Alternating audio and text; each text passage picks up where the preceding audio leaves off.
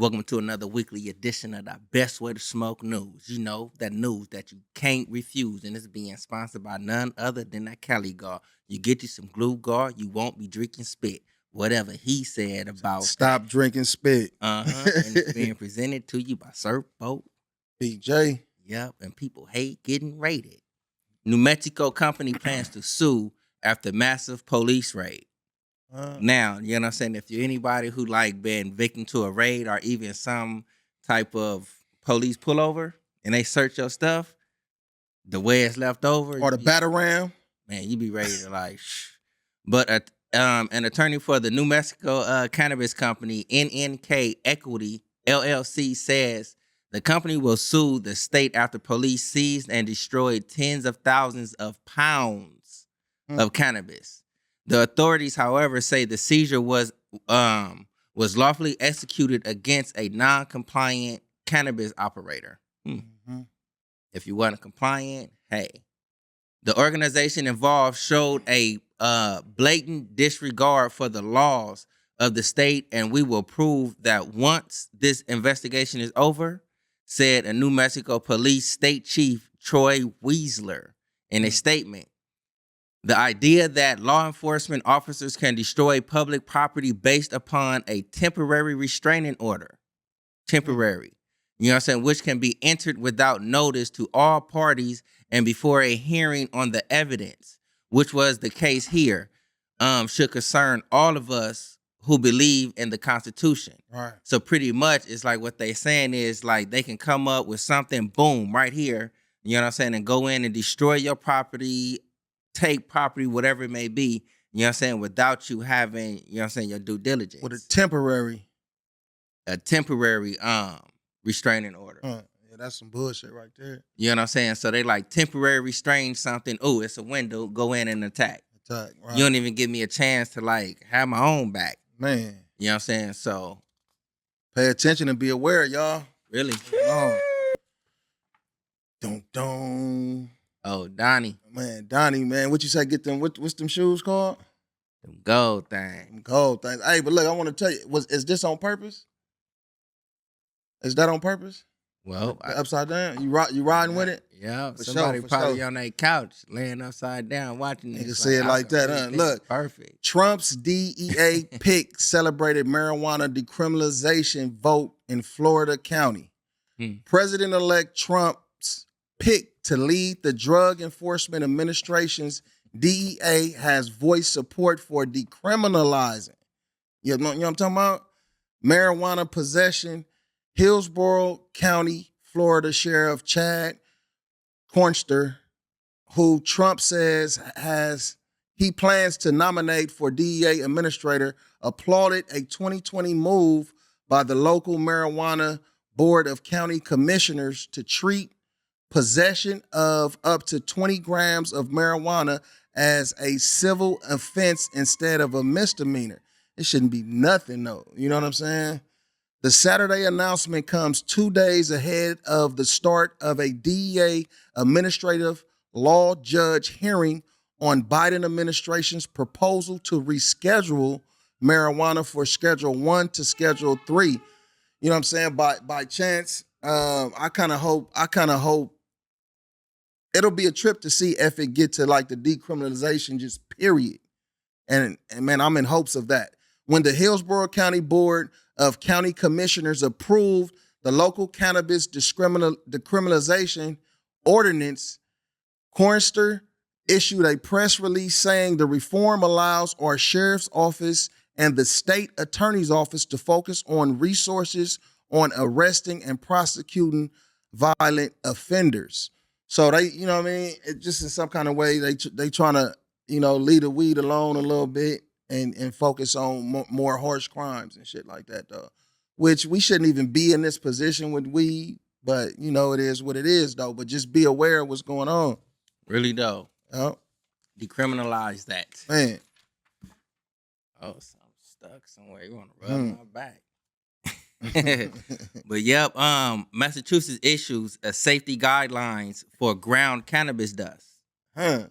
You know what I'm saying? You were saying something recently, you know what I'm saying? Like something like I was smelling a lot of different bags today. And that shit kind of had a nigga sneezing a little bit afterward. And check this out in Massachusetts, what they done figured out with their science.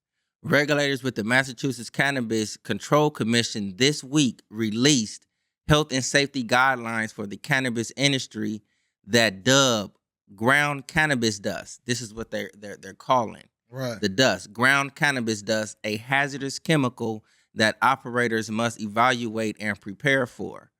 So in today's, growing cannabis economy, they figuring out certain dust can lead to certain things from cannabis. In a statement, I believe, by OSHA, all licensees should be aware that ground cannabis dust is a hazardous chemical. They calling it a hazardous chemical now. We refer to it as medicine. Right. Others refer to it as drugs, but now they referring to it as a hazardous chemical. You know what I'm saying? And that OSHA has issued citations to licensees who have failed to evaluate and classify accordingly. Licensees should evaluate the workplace safety and health risks, including but not limited to skin and respiratory sanitization by an allergen associated with ground cannabis dust generated during the processing of marijuana in the workplace. That's a lot to soak in. Right. But look where they get this from, though.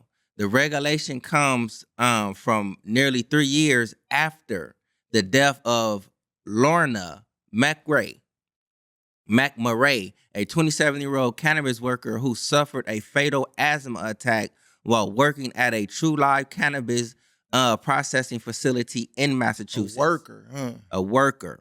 You know what I'm saying? True Live, Florida-based company, later agreed to a $14,000 settlement with the Occupational Safety and Health Administration. You know what I'm saying? So what they saying is it's like pretty much this dust.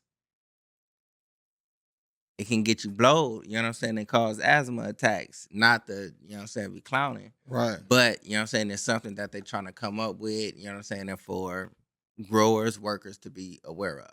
Right. Yeah, that's something definitely you should be aware of. You know what I mean? Man, moving on. The DEA faces lawsuit seeking to reveal emails between agency and anti-marijuana group about rescheduling process. Wonder what's going on. An attorney has filed a lawsuit against the DEA for allegedly violating federal public records law, requesting that a court compel the agency to disclose communications with a prohibitionist group during the outgoing marijuana rescheduling process. Just days after a DEA administrative law judge denied a motion to remove the agency from hearings on cannabis proceedings, because, they against it, though. You know what I mean? While recognizing the seriousness of the alleged ex-party contact with smart approaches to marijuana. Attorney Matt Zorn on Thursday sued to obtain the records. He said he filed a Freedom of Information Act request with DEA on October 29th, seeking email correspondence on an expedited basis between the agency and SAM related to the rescheduling effort. DEA failed to provide response within 20 days, excluding weekends, as required under statute. Hey, man, give the information, man. Y'all, you know what I'm saying? Man, get the information.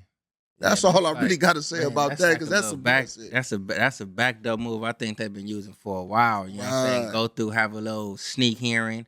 Oh, nobody showed up. This is what's going to happen now. Destroy the evidence. Yep. You know what I'm saying? But now somebody want that. Yeah, give it up. Produce you know what I'm saying? Y'all make everybody else get shit up. Give it up. Look, and here we go again. Minnesota Social Equity License Lottery delayed once again. Now, I believe we reported on this once before. Yeah. You know what I'm saying? But that delay was due to like they want to say over flooding being one. Too many applications. You misleading information, you know what I'm saying? So they need to do some more research to get it right. Right. But this time it's delayed by lawsuits. Mm. A Minnesota judge blocked the state's cannabis social equity license lottery earlier this week in light of several lawsuits filed by applicants whose applications were denied last week. Mm. One of the plaintiffs, Christina A., said in the report that her application meets the criteria set by the state, but it was denied because she had assisted others who were also going through the process. Mm. So pretty much what they saying is, like with Christina, you know what I'm saying? I did my application, submitted it, but they figured out, you know what I'm saying? I'm helping, you know what I'm saying, your favorite smoking partner out, you know what I'm saying, with his application. Right. But since you helped him, no. Bunch of bullshit. You know what I mean? But, you know what I'm saying, in the CBS News report, today's ruling to pause the lottery is a victory for fairness, they say, transparency and accountability in Minnesota's new cannabis industry. It also shows that the court recognizes the importance of ensuring every qualified social equity applicant has an equal chance to succeed. I mean, you know what I'm saying? If you fit that criteria, man, best success to you. Yep. You know what I mean? But if you don't fit their criteria, you fit your criteria. You know what I'm saying? Get that business plan together, do everything that you need to do. Tap in with the best way to smoke news every week. It's Surf Bo. Big J. Big Baby.